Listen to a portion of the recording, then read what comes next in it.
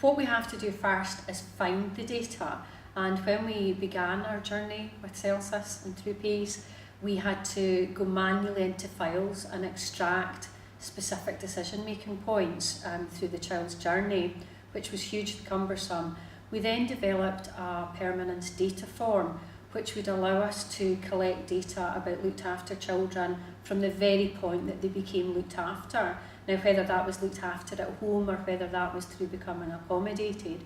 So now, after every decision-making meeting, whether it's a looked after child review or a case conference or a children's hearing, the social worker will then record the decision of that meeting onto that permanence data form, which is at the front of the child's record. From that, we've trained people to extrapolate that data and put it onto timelines.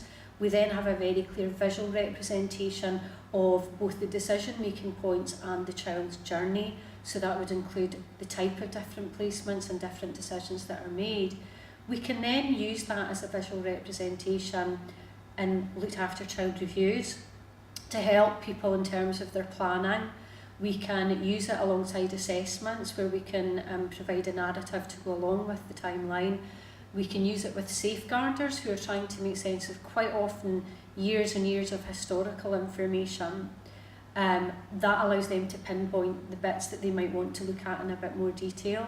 And we can also use it within children's hearings and in permanence panels, where again these are people who have a very fleeting intervention in a child's life, but actually can get quite a quick grasp of it through use of the timeline. We also use it obviously with children and with parents. Again, for parents it helps them understand the journey that their child has experienced. And for the children, often the children that we work with are quite young and are not articulating their views. But actually as they become older, we can use that as a tool with them to help them make sense of what's happened with them.